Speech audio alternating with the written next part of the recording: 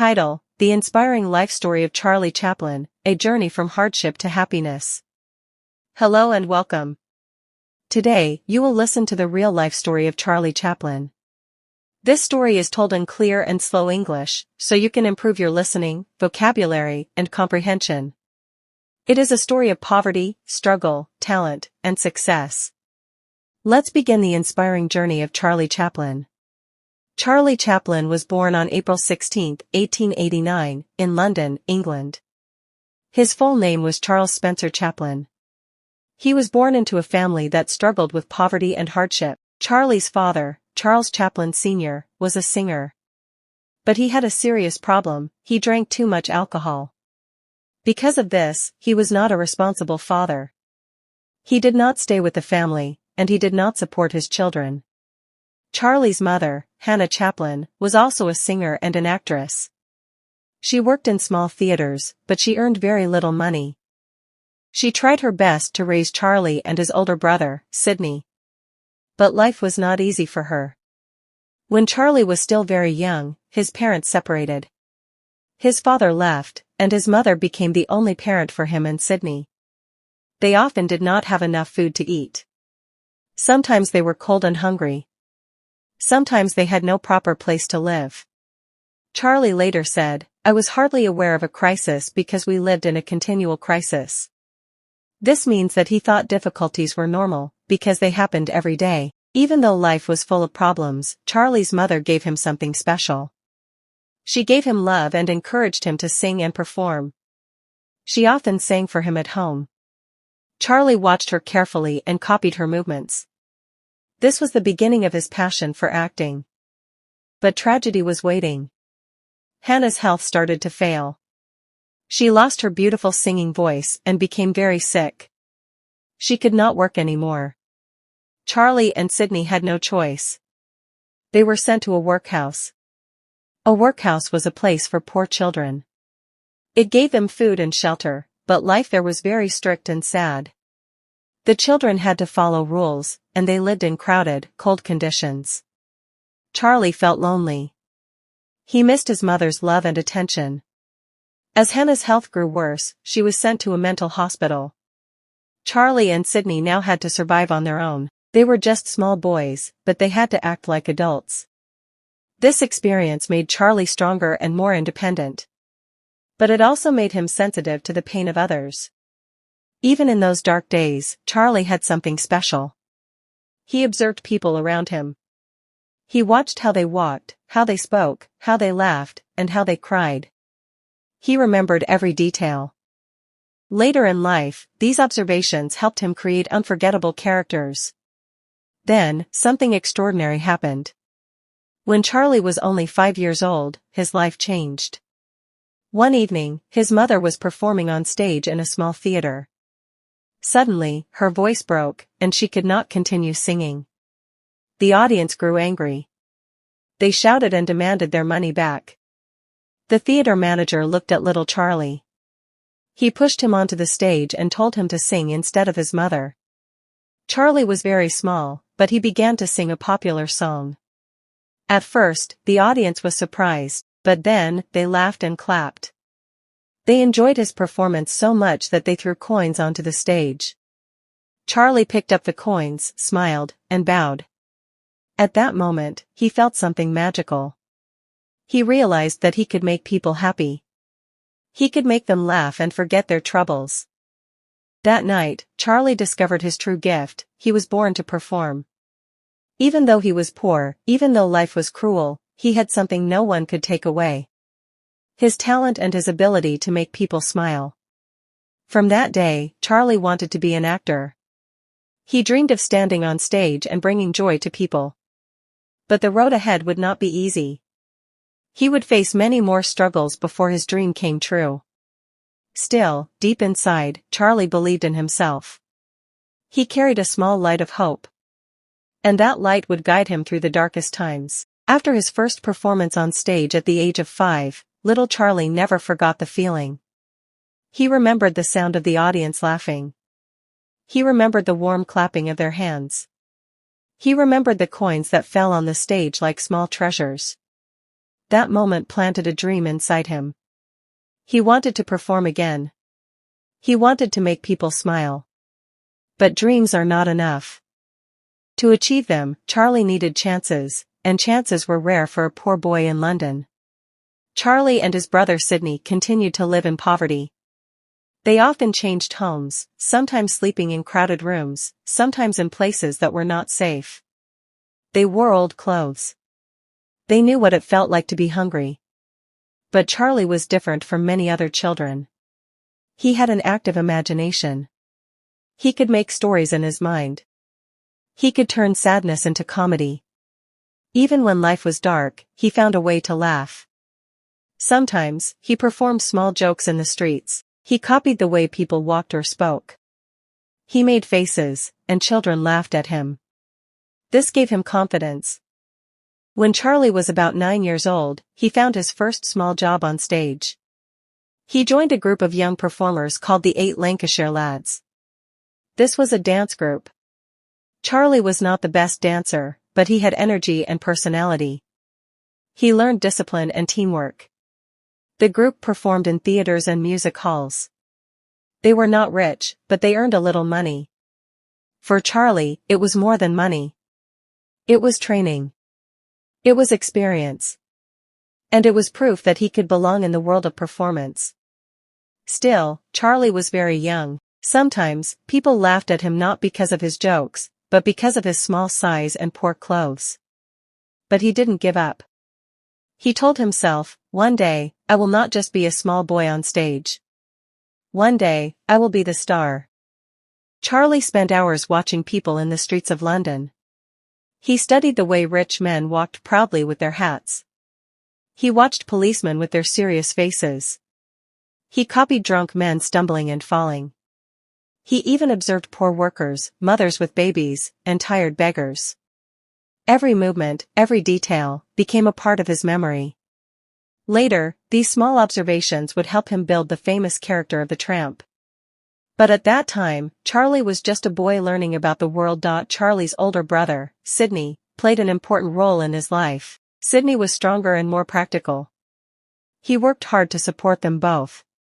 He also believed in Charlie's talent. He encouraged him to keep performing. When Sidney grew older, he found work with a theater company. This connection opened new doors for Charlie. Soon, he too was invited to join small plays and comedy shows. Charlie quickly realized something about himself. He was not only an actor. He was a comedian. Audiences loved the way he moved his body. He could fall down in a funny way. He could trip over his own feet. He could change his face from sadness to happiness in just a second. He had what people called comic timing. That means he knew the exact moment to make people laugh. The more he performed, the more people noticed him. He was still very young, but he had a rare gift. But even with small success, life was still a struggle. Charlie and Sidney often had to choose between food and rent. Their clothes were old and torn. Sometimes, Charlie walked to the theater with holes in his shoes. When it rained, his feet became wet. But on stage, everything changed. He forgot about hunger. He forgot about pain. He felt alive, happy, and full of purpose. He knew this was his path. He would continue to act, no matter what. By the time Charlie reached his teenage years, he had already performed in many small theaters. He was not famous, but he was building his skills. He was learning how to control the stage, how to use silence, and how to make people laugh without words. Inside his heart, the dream grew bigger. He wanted more than small shows. He wanted to reach the top. He wanted to be known, not just in London, but all over the world. At night, before sleeping, Charlie sometimes closed his eyes and imagined himself standing in front of a huge audience. He imagined people from every country laughing at his jokes and loving his performances. He did not know how it would happen. But he believed it could. Looking back, Charlie's childhood was full of pain, poverty, hunger, separation from his parents, and loneliness. But at the same time, it was full of lessons. He learned to observe. He learned to survive. He learned that laughter could heal sadness. These lessons stayed with him forever. They became the foundation of his art. Because Charlie knew what it felt like to suffer, he could create comedy that touched people's hearts. Charlie's journey was only beginning. He was still just a teenager, standing on small stages in London. But soon, bigger opportunities would come, and those opportunities would change his life forever. By the time Charlie reached his teenage years, he had already learned a lot about performance. He had danced with the 8 Lancashire lads. He had acted in small plays. He had made people laugh with his funny faces and clever movements. But he was still not famous. He was still poor. He was still searching for a chance that could take him to the next level. In 1908, when Charlie was about 19 years old, he received an important opportunity. He was invited to join a theatre company called Fred Carnot's troupe. Fred Carnot was a famous producer in London. He was known for creating comedy shows that made audiences laugh without words. He believed that slapstick comedy, funny actions like falling, slipping, and chasing, was the best way to make people laugh. Charlie fit perfectly into this style. He had natural talent. He could use his body like a tool for comedy. He could make people laugh just by the way he walked across the stage. With Fred Carnot's troupe, Charlie began to travel. For the first time in his life, he left behind the small theatres of London and performed in bigger ones. He was still not a star, but he was slowly becoming known. Working with Fred Carnot was like going to a school of comedy. Charlie watched other performers. He practiced every day. He learned how to fall without hurting himself. He learned how to use silence to make the audience laugh louder. He learned that comedy was not just about jokes, it was about timing, expression, and surprise. Most importantly, he learned how to connect with the audience.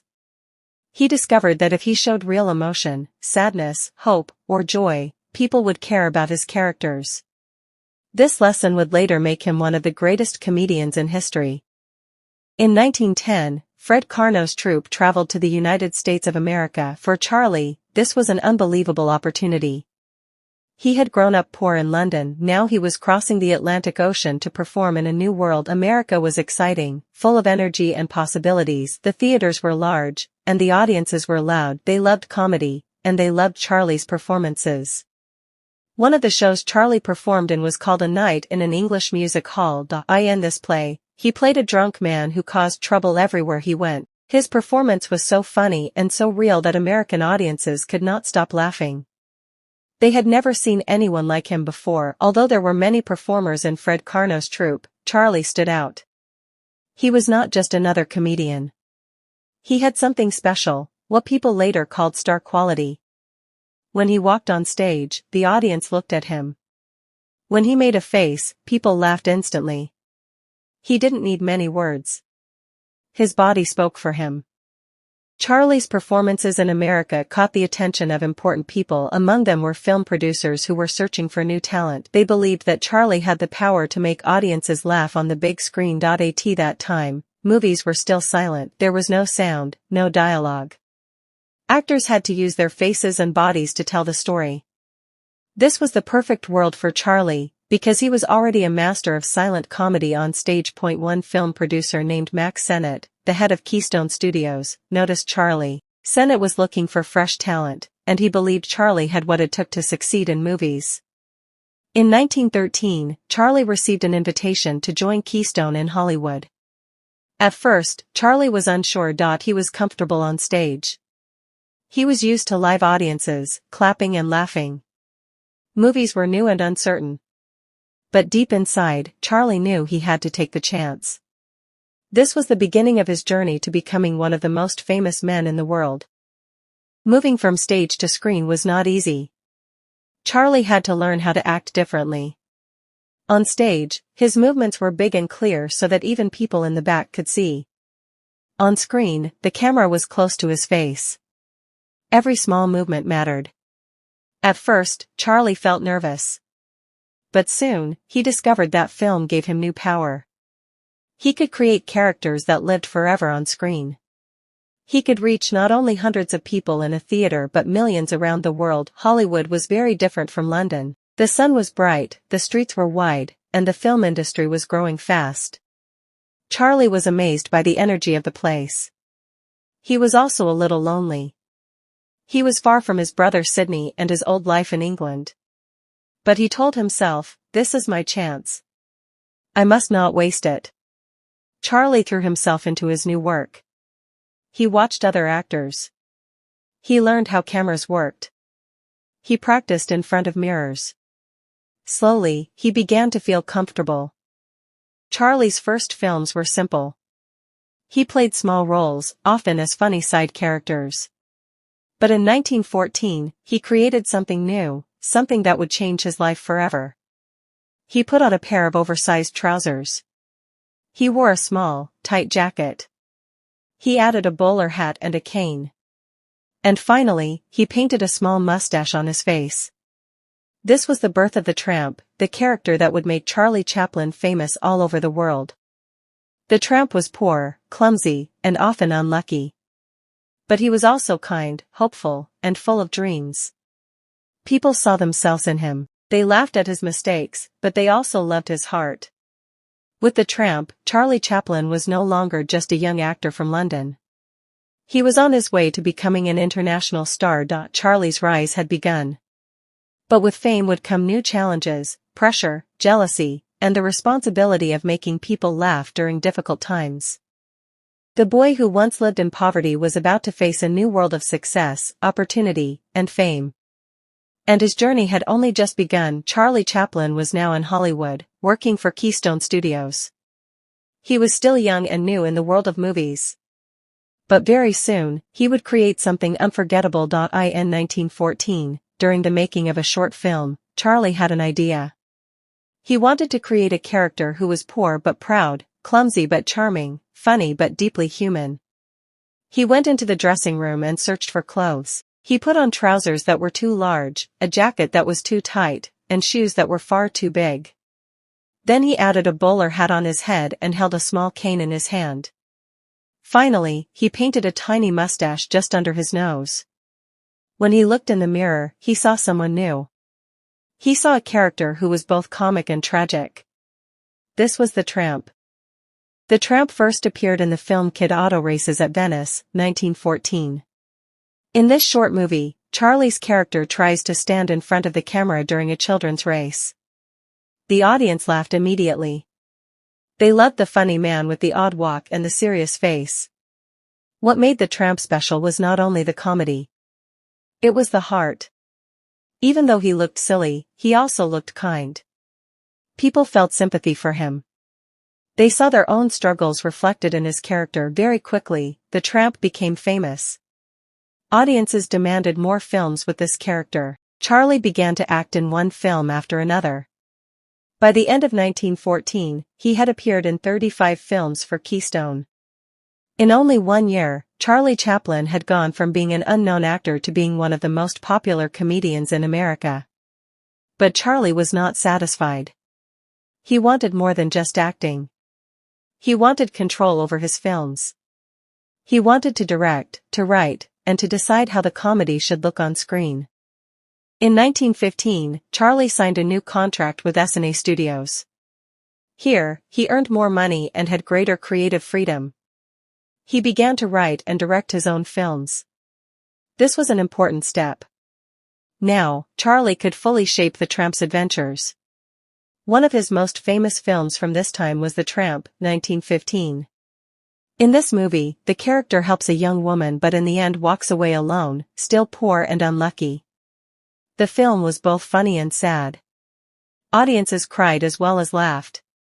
This was new for comedy. Charlie had discovered the secret, comedy mixed with emotion. Until then, most comedy films were only about jokes, falls, and funny accidents. But Charlie gave comedy a new dimension. He made people feel. He showed that laughter could live side by side with tears. This was why people loved him so much. They didn't just laugh at the Tramp, they cared about him. They wanted him to succeed, even though life was always against him. Charlie once explained, "Life is a tragedy when seen in close-up, but a comedy in long shot." This idea became the heart of his work. By 1916, Charlie Chaplin was not only famous in America. He was famous all around the world. His films were shown in Europe, Asia, and beyond. People who spoke different languages could all understand him, because his comedy had no words. It was universal. Children laughed at his funny walk. Adults connected with his sadness and hope. In every country, people loved the tramp. Charlie had become an international star. In 1916, Charlie signed another contract, this time with Mutual Film Corporation. It was one of the most generous contracts in film history at that time. He earned a huge salary, so high that he became one of the richest men in the world. But more than money, the contract gave him freedom. He could take his time to make films. He could create stories the way he wanted. Between 1916 and 1917, Charlie made some of his best short films: The Floorwalker, The Fireman, The Vagabond, Easy Street. Each of these showed his genius for combining laughter with emotion. With great fame also came great pressure. Audiences expected every new Chaplin film to be better than the last. The newspapers wrote about his personal life. Everywhere he went, crowds followed him. Sometimes, Charlie felt lonely. Even though he was surrounded by fame and money, he missed the simple life he once had. He missed his family in London. He missed the days when he was just a boy making people laugh in the street. But he also knew he had a responsibility. Millions of people were waiting for his films. They needed laughter, especially during difficult times. So Charlie worked harder than ever. By now, the tramp was more than just a funny character. He had become a symbol. He represented every poor man, every dreamer, every person who struggled but refused to give up. People saw the tramp and felt hope. He showed them that even when life is cruel, there is still space for kindness, courage, and humor. Charlie Chaplin was no longer just an actor. He was an artist. And through the tramp, he had given the world a character that would live forever. But the world was about to change. A great war was beginning, and life would become harder for millions of people. Would the tramp still bring joy in such dark times? Charlie was about to find out. By the middle of 1914, the world had changed. World War I had begun in Europe. Millions of soldiers went to fight. Families were separated. People lived in fear and sadness. Charlie Chaplin, meanwhile, was rising to fame in America. He was making films with his new character, the tramp. People loved him because he made them laugh. But in the background, the world was full of pain. The newspapers were full of terrible stories from Europe. Many of Charlie's fans had brothers, sons, or fathers fighting in the war. People needed something to lift their spirits. They needed hope. They needed to smile, even for a short time. Charlie's films gave them exactly that. When audiences saw the tramp fall over, dance with joy, or fight against bullies, they forgot their worries for a little while. They laughed loudly in theaters, and for a moment, the darkness of war disappeared. Charlie understood that laughter was powerful. He once said, "To truly laugh, you must be able to take your pain and play with it." That is what he did. He turned pain into comedy. He showed that even in the hardest times, humor could survive. This was why his films were so successful during the war years. During World War I, Charlie created several important films. One of the most famous was Shoulder Arms, 1918. In this film, the tramp becomes a soldier. He struggles in the army, makes mistakes, and looks silly in uniform. But in the end, he shows bravery and kindness. Audiences loved it. It was one of the first films to show war in a funny but human way. Some critics were shocked. They thought war was too serious to be turned into comedy. But ordinary people felt comforted. They saw themselves in the tramp, a simple man facing a terrible situation. They laughed, but they also felt understood. By now, Charlie was not just a film star. He was a symbol of hope. His image appeared on posters, newspapers, and magazines. Children copied his funny walk. Adults admired his courage to make jokes in difficult times. In Britain, where Charlie was born, soldiers watched his films in camps before going to battle. His comedy gave them strength. It reminded them of home. It reminded them of joy. Because of this, Charlie's fame reached new heights.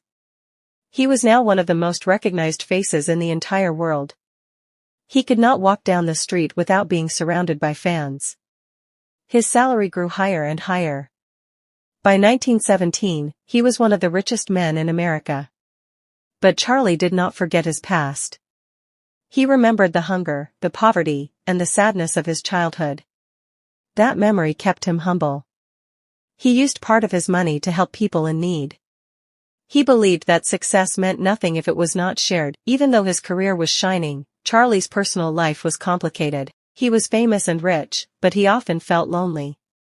He had relationships and marriages, but many of them ended quickly. He found it difficult to balance love with the heavy demands of fame. Sometimes, he stayed awake at night, thinking about his childhood. He worried about his mother, who was still suffering from mental illness. Even with all his success, he carried a sadness inside him. But every morning, he returned to the studio. He continued to create films. He continued to make people laugh. For him, art was not just work, it was a way to survive his own emotions. In 1919, after the war ended, Charlie made a big decision.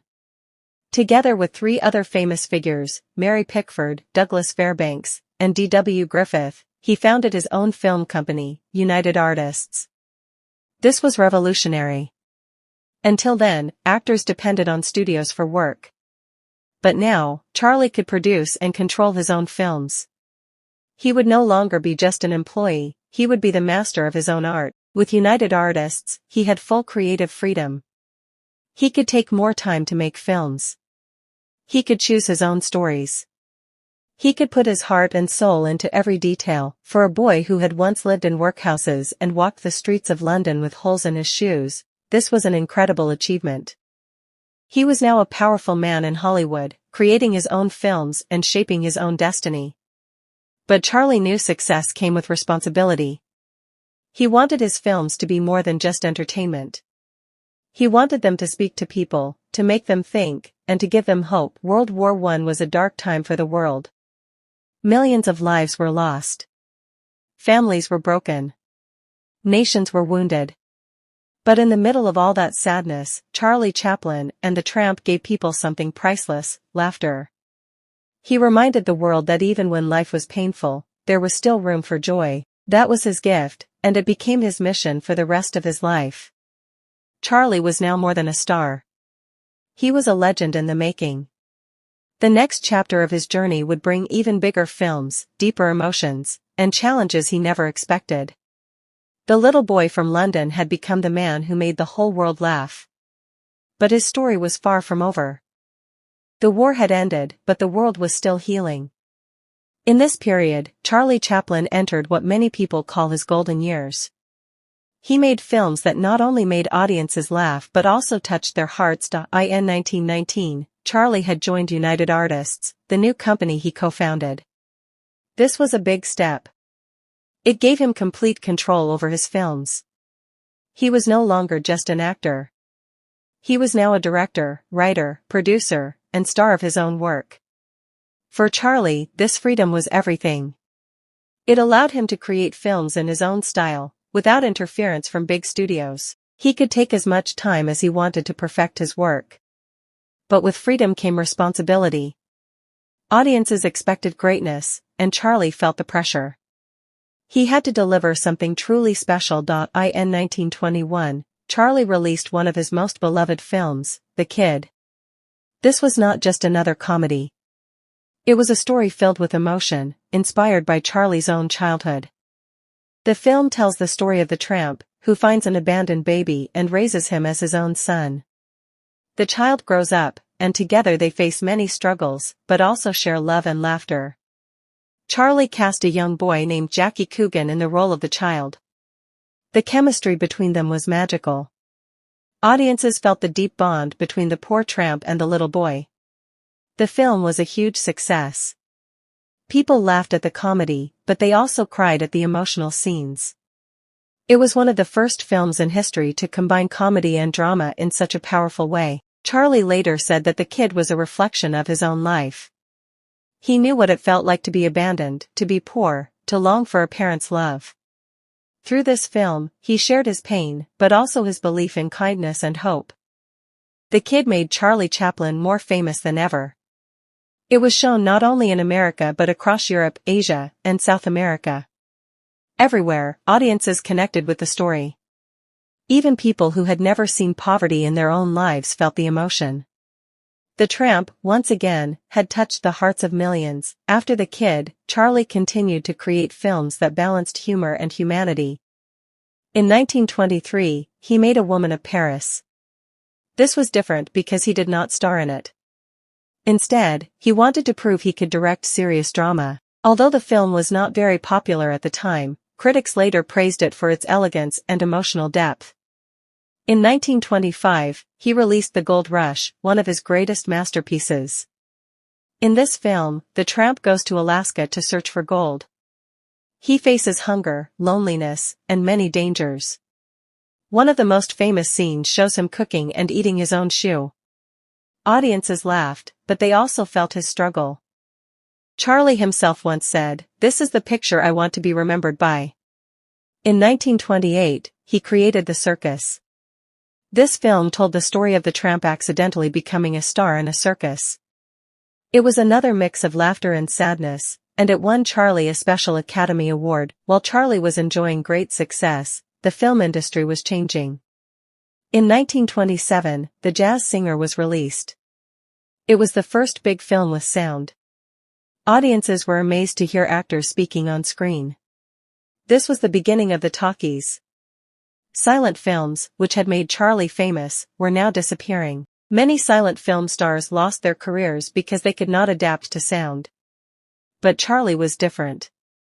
He believed that silent comedy was universal, and he wanted to continue making silent films for as long as possible.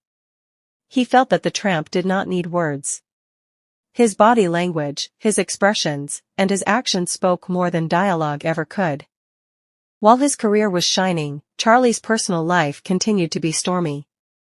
He experienced failed marriages and difficult relationships. The newspapers loved to write about his private life, and scandals often followed him. Despite this, Charlie always returned to his work. Film was his escape. When he was directing or acting, he forgot his personal troubles.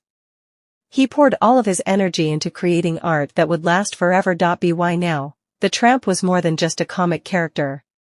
He had become a symbol of the human spirit.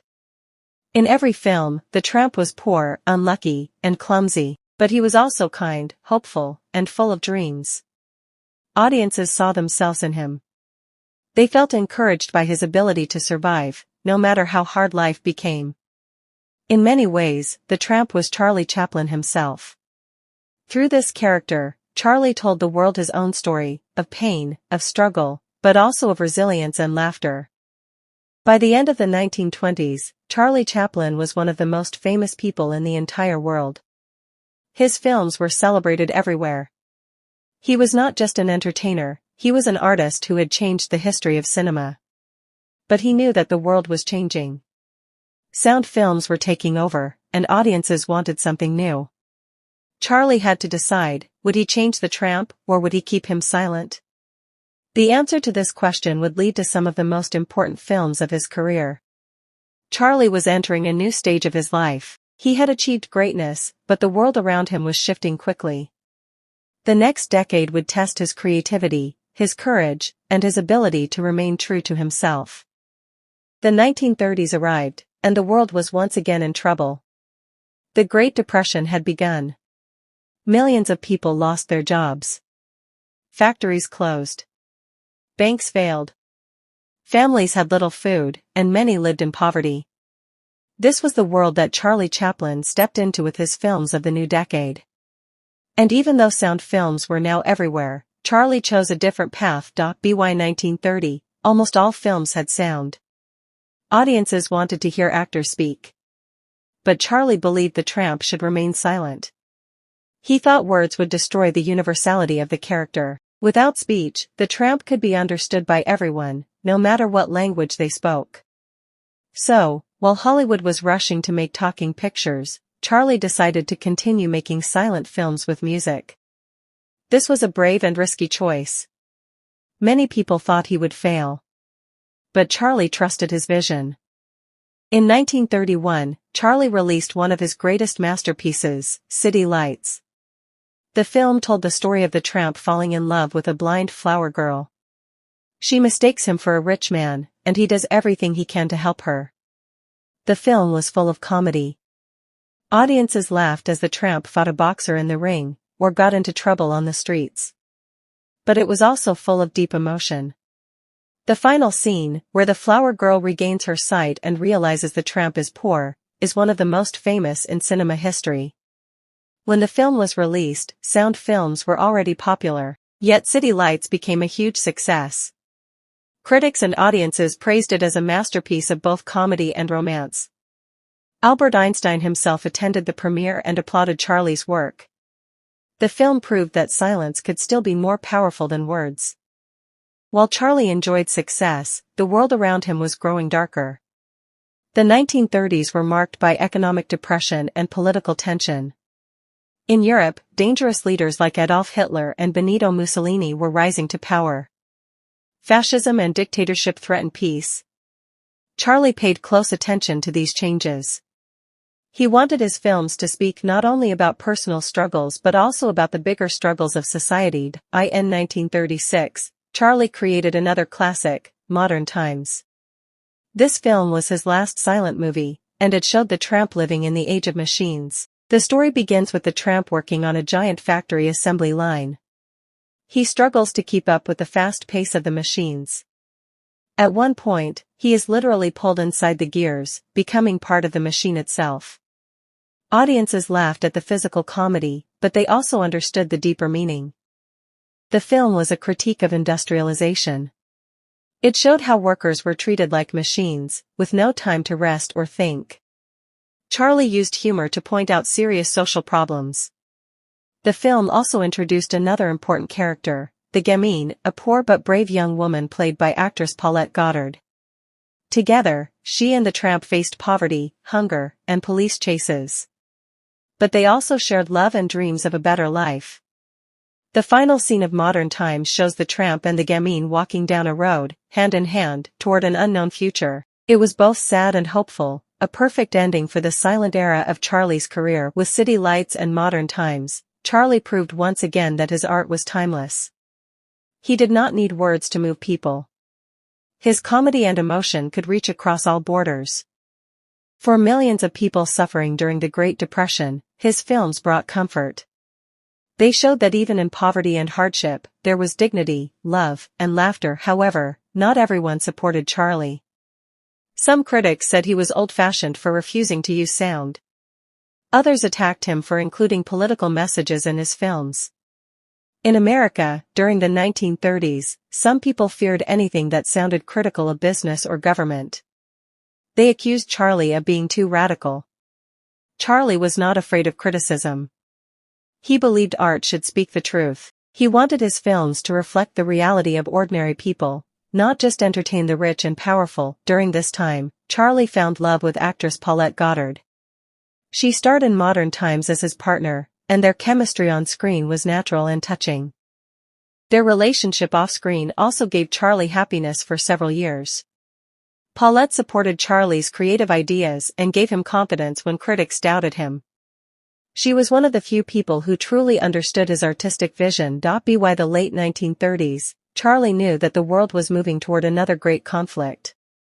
The rise of Hitler in Germany and the threat of another war deeply troubled him. He began planning a film that would directly address the danger of fascism. This would be his boldest project yet. For the first time, the tramp would speak. For the first time, Charlie would use his voice to deliver a message to the world. With Modern Times, Charlie closed the era of silent cinema.